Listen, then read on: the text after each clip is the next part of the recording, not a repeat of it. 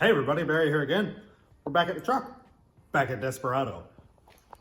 Next step is to remove the bed, and then that's still up in the air. I'll do that this weekend.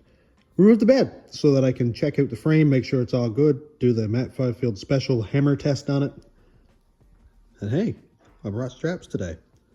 So first things first, let's hook that up to these tie downs here. I think this was actually like rubberized undercoated. Poorly, but it was done. The bed floor is actually in decent shape. Got some growth going on up there. Maybe I'll make a potato garden or something there. And I'll put the straps across in an X, pick it up with the forklift, and dodge on outside with it. At some point, I will also be removing the engine, transmission, transfer case, front diff, lift kit, all that fun stuff. It's not gonna be today. I don't think. Depending on how fast the bed comes off and all that fun stuff, I might start unbolting a few things, and we'll see where this video goes. If you've noticed, the videos have been a little bit different lately. It's because I'm not on quite a schedule, and I'm trying to do it. If I come in, work on something, get that done, I'll end the video there and start something else the next day. So a little bit, maybe less structured, but maybe also more structured somehow. I have no idea. Let me know what you think. This is not a high dollar production, but it's just a guy doing stuff in a one-bay garage.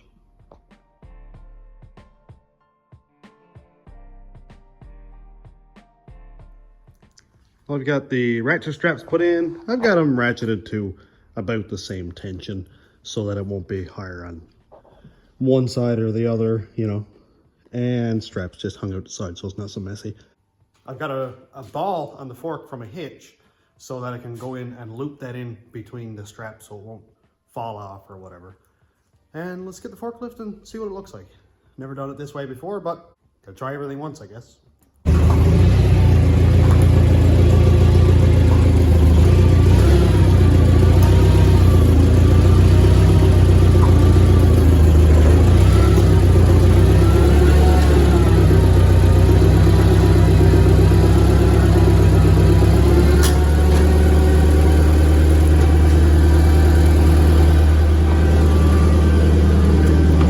Got the ball hitch there on the fork.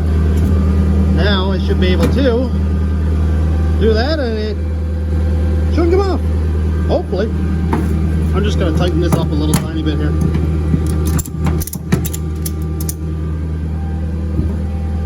Just to make them nice and even.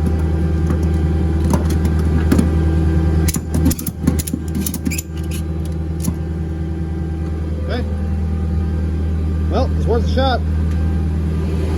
I'm hoping that it doesn't swing too much one way or another and end up hitting a lift or coming down on the front of the frame or anything like that. And I'd also like for the frame to stay exactly where it is, because right now it's in perfect line to lay the cab right down on flat. So I hope I don't shimmy it around too much.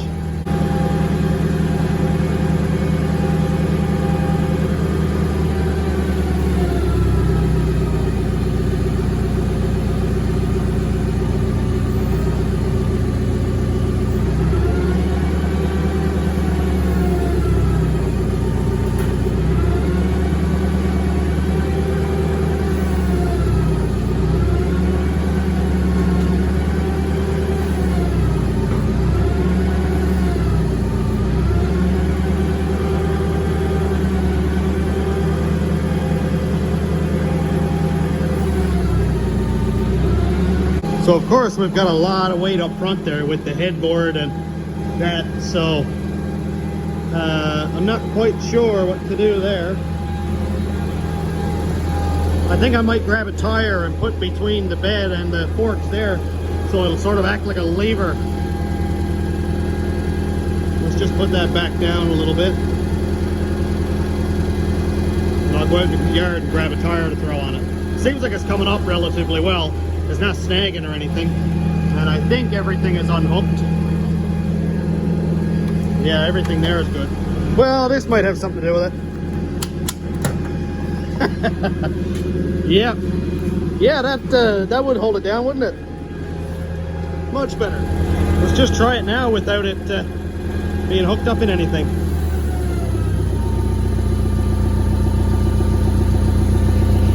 Nah, still low in the front. Still low in the front.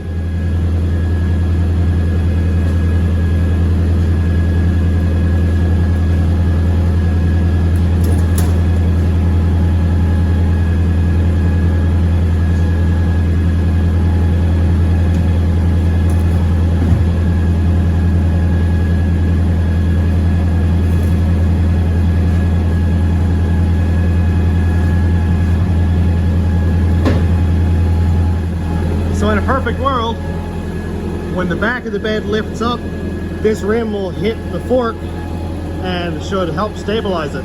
I think it's still going to be low in the front, but it's not a huge deal.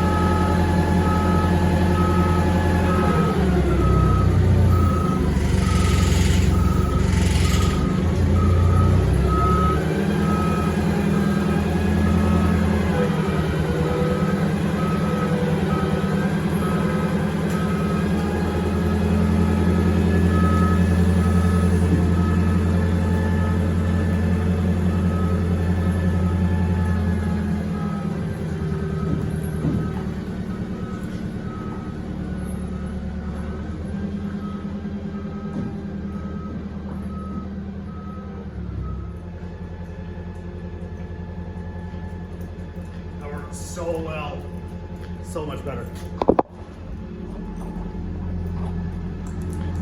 All right, look at that. It's actually relatively level. I am just fine with that.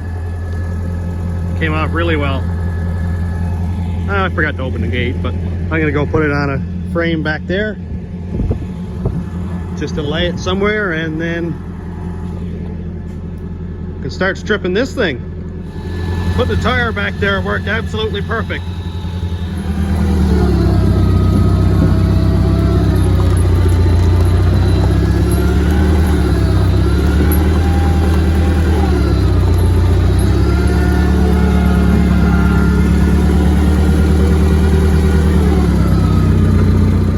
Well, let's have a 10-second look at this thing. What do we see? A little bit of scaliness, maybe. Not nearly as bad as every other frame that I've had. In saying that, yeah, it has rust, obviously. I'm not blind.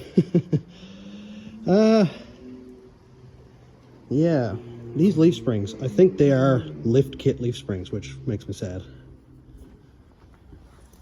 Oh, look. It says BDS on them. Gross. Oh, that means I gotta change the leaf springs. Do you know how not fun that's gonna be? Hopefully lift kit wasn't put in 15 years ago and the bolts aren't grown in there. Ugh, that's not gonna be fun at all. Look at those treads. Look at the treads right there. Oh my, I could cry. Ugh.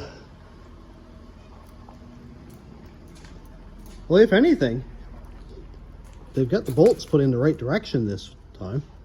Usually they put them like out through and makes it impossible to get them out without ruining the tank.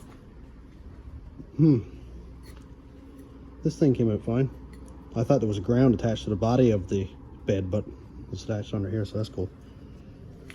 I don't see any holes. Solid. Solid. Good.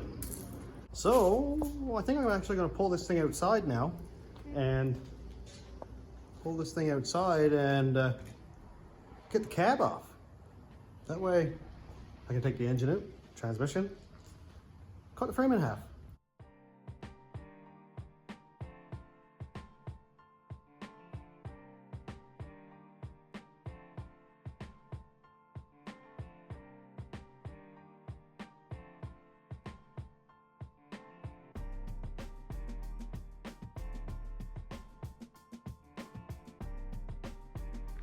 Well, the truck is outside. Now, this evening or tomorrow or something, I will hook a strap around the cab and pull the cab off. I think I'm going to lay it down on that Escalade frame. I think that's ready to go now after I take the side axle bolts out, take the front diff there. And then that's going to go to the scrapyard after I put a bunch of work into it before and put in some nice plates here and put a side into it there, and then I realized that I can put a hammer down through the frame there. Not so good, and that frame was real crunchy looking. So this frame's going to the crusher with about 15 hours worth of work into it, but these things happen, whatever. Next up, cab comes off the frame. So far, so good. Man, it got dark quick. Well, I'm gonna take the cab off. Truck, forklift, hopefully pretty quick job. I think I'm just gonna put the forks right in through the door hole and pick it up, and then I'm gonna move it over here and put it on that Escalade frame. Unless it falls off and beats the windows out of it or something, but whatever. Either way, the cab is coming off. If I have to, I'll put straps up around the roof and pick it up that way.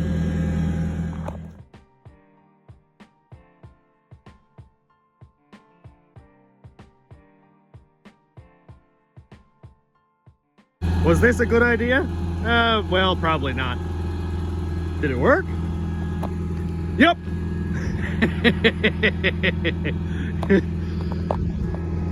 I hope nobody from OH&S watches this.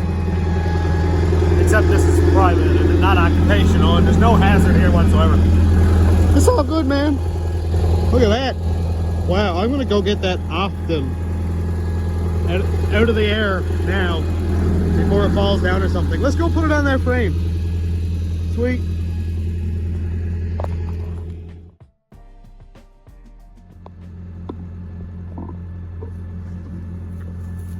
I was gonna do this on time lapse, but real time seems so much more appropriate.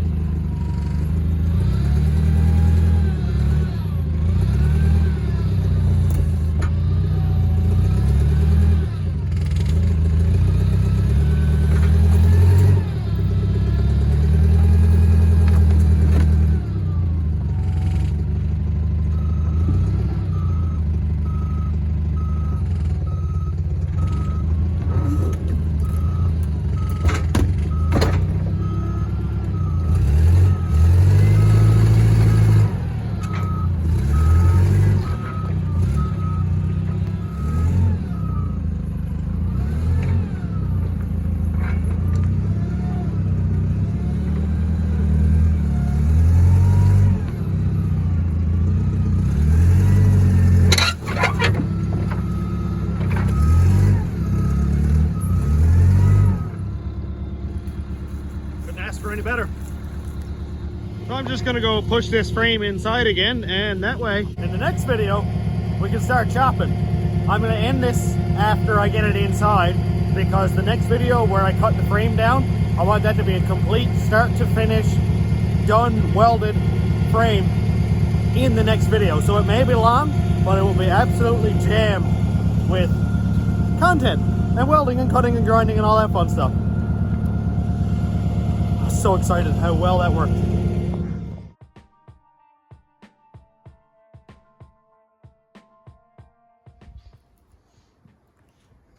First shot, I didn't have to back up, I didn't have to anything. That's so cool. I put it in backwards because I thought maybe I'd have some more room. Maybe. Well, obviously it's front. I thought I'd have more room, but then I'm not quite convinced that I do, because I'm going to be cutting like right here. Like right here.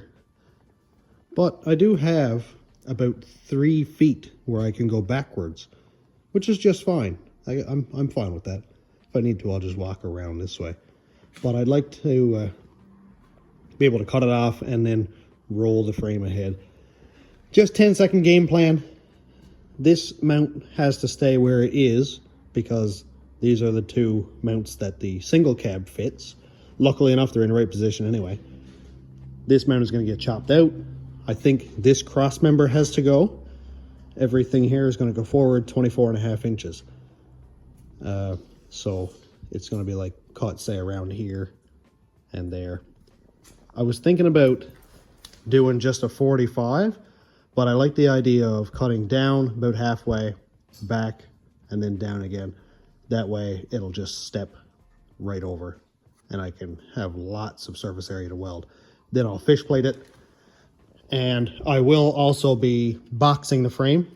I don't know if that's going to be in the next video. I actually don't know if I have enough steel or not. If I do, I will. If I don't, then that's just sort of an extra thing. It doesn't actually have anything to do with shortening the frame at all.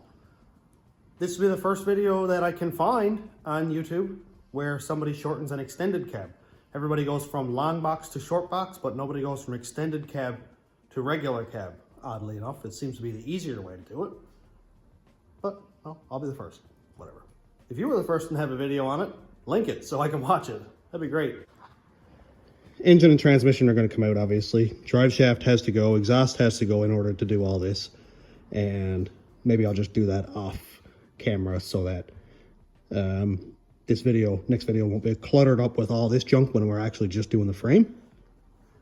So the engine and transmission could come out really, really fast, and I can go throw it in something else for now. But yeah, look at that. Very fun. I'll probably take the tank off also because that's, you know, gasoline. Sparky sparks, kaboom. Well, that's all for the next video. We're all done here for tonight. A lot of progress. I'm really, really happy that I'm getting back into it. It's been a long summer. Not a long summer. It's been a great summer, but a very slow summer for hood rat stuff and shenanigans. I haven't actually driven a rat rod all summer, so that's right here in the fields. All done. Thanks for checking out the channel. Thanks to my YouTube members, patrons, and subscribers. If you want to check out my Patreon, it's patreon.com/stationroadratrods. My YouTube members link is down here. And thanks for watching. Have a great day, everybody.